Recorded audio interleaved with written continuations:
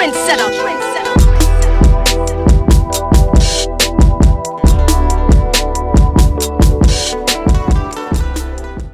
up, man? Your boy TrendsetterSense, and of course, back at you again, Rhythm and Streets. And I got a special guest this time, man. He has broken records, broken barriers, transitioned upon many genres. The multi-talented, my brother, I mean, he's a producer, he's an engineer, he's a songwriter, he's a singer, he's a performer. He does it all. And we're going to get to know this man even more, because he's already done went multi-platinum and done every show, every platform. My brother, Blanco Brown, man, how you feeling? Man, I feel amazing. How you been, man? Hey, I'm blessed to have you on this stage, man, on this platform, man. I appreciate you for coming, taking the time to have a conversation with me, man. Already, man. You know you hit me at the show up. Yes, sir. Let's get into the story, man. You know, grew up Atlanta. Were you born in Atlanta? Definitely born Grady baby. Yeah. But I didn't know I was a Grady baby until I was 30. Why's that? I thought I was Southern Regional the whole time. So how'd you find out? I saw my birth certificate. Nobody told you? Man, listen. This whole time, I heard I was a Southern Regional baby. When I hit 33, yeah, I saw my birth certificate, and it said Grady. I posted it on my social media, though. I was just like, man, this whole time I've been thinking I was Southern Regional. I'm a Grady baby. So what does it mean to be a Grady baby? Because, you know, being born in Grady, man, a proud Atlantean, ATLians, they're very proud to be of being birthed at Grady Hospital. Oh, man, I really don't know. It don't matter where I was born, right, as long as I was, you know, good and taken care of. Right. But I did find out I was a Grady baby. That's what's up, man. Blanco Brown in the building, of course, is Rhythm and Streets. I am TrendsetterSense. Let's get into your early influences, man, coming up at ATL. Because, bro, like, you one of the most talented people that I've ever, you know, worked with and been around. And, like, your story is, you know, it's infinite. It goes in all sorts of directions. And I just want to know, like, what influenced Blanco Brown from the beginning as a youth? Oh, man, the Williams brothers, listening to that gospel, it's in my soul. If you hear my music, it has a lot of soul, even though it's trailer trap country music with 808s. Yeah.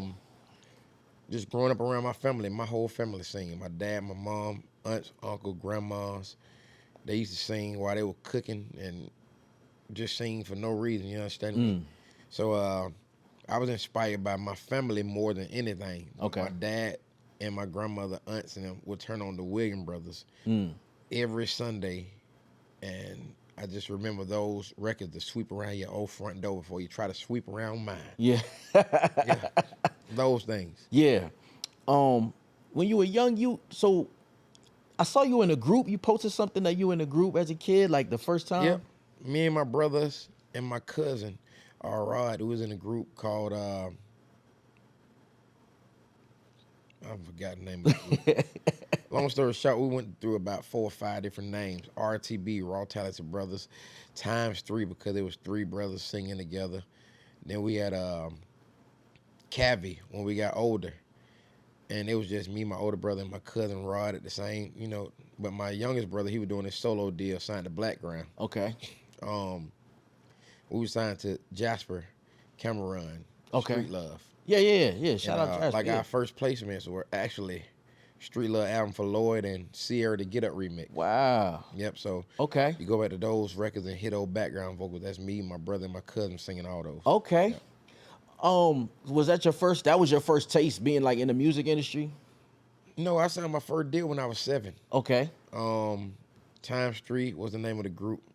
And we were signed to a record label called New Star Records with 2 R's, Anthony Richardson.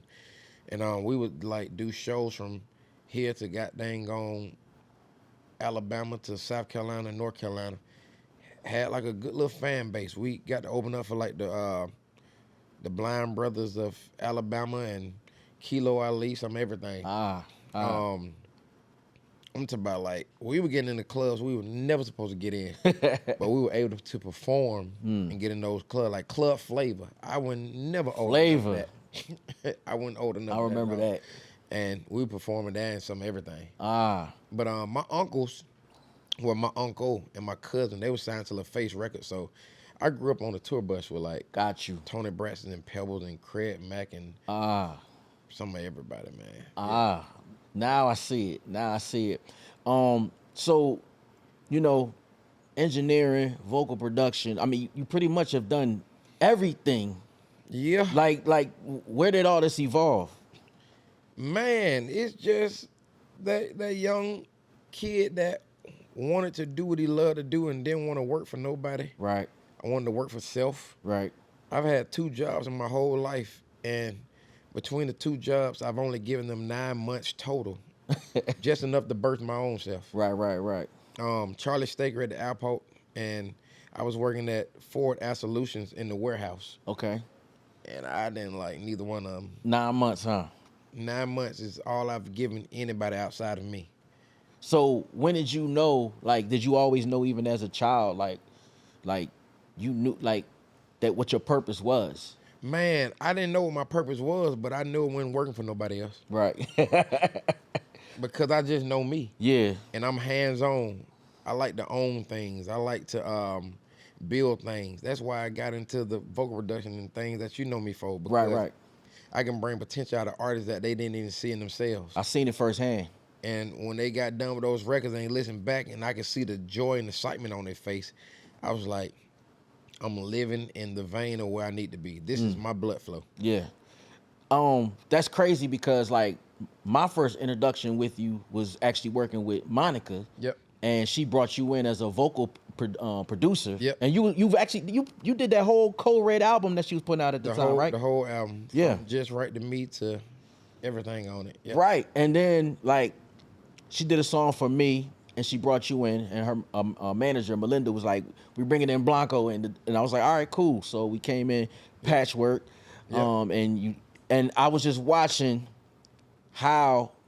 Now, when you think of a Monica, like, her vocal range is Crazy. you already know what it is, and I'm watching you how you're directing her vocal performance while she was recording the songs, and I was like, yo, this dude, he is on a whole nother level. Yeah, man, thank you. I mean, just the way you would, I just remember how you were making her, like, go through certain runs, and just the way she, like, it's like you knew each melody of each song. And so then I'm like, yo, like, that's a whole different skill set beyond, like, and you engineer, Yep. produce, songwrite, mix as well. Mm-hmm. Bro, what you just taught yourself how to do all that stuff? Like, Man, listen, like I told you, I don't like to work for nobody. right. And that means like 9 to 5, but I put in the work when it comes to music. Right. I didn't want to have to depend on nobody to do nothing for me. I wasn't a producer at first, but then nobody would give me tracks. So I started making my own tracks. Jasper Cameron gave me his laptop and his MIDI, and I went to town. I started off in Reasons, and then I said, man, I got to pay somebody $25 an hour to engineer me. I ain't got the money for it. So I learned how to work out of Pro Tools. I got a template, and I just studied it for a whole 2 weeks straight. Ironically, 2 weeks later, I was on the road engineering and mixing for artists. Wow. Doing Dipset stuff, Freaky Zeke, and then I did the Wild Gospel compilation. 2 weeks after I learned how to engineer. Wow.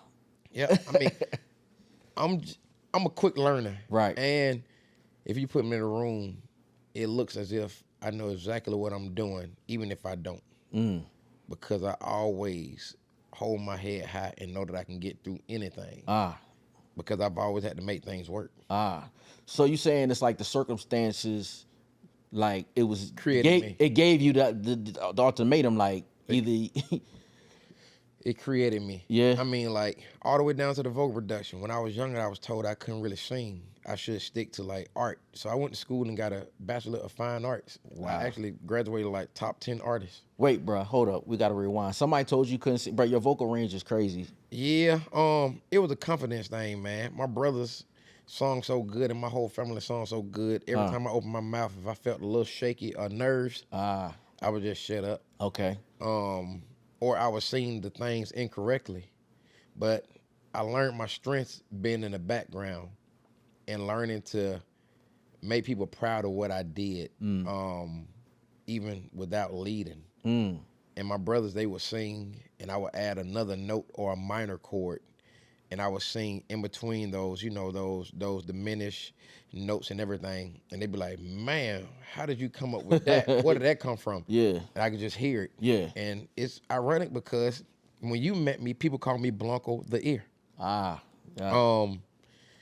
Yep, I was listening to albums and records for labels and letting them know what was missing from the album before they actually put it out. So that's how I got into those things. But I wasn't a vocal producer at first. Okay. I was engineering for Bangladesh, Polo the Dunn, and a few people. Okay. Yeah. And over at 12 Studios with Dina Marto, Yeah. Shout out I was Dina. doing all those rooms. Right. And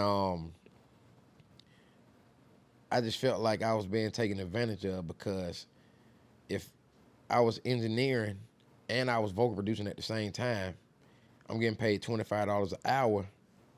That ain't enough money. But you don't know that if you don't know. Right. And then you don't know what you should be getting if nobody tells you, hey, you vocal producing, you should be getting at least a point on each record. You're a producer. Ah. So I just got taken advantage of with that. And after finding that out, I say, hey man, I ain't touching no more buttons. Y'all paying me $2,500 a song. 15 to 25 to $3,500 a song. Right. And I come in and I have way more freedom than somebody telling me to cut and paste and click here and click there. And I wasn't just the overproducer. I'm just saying like all the producers.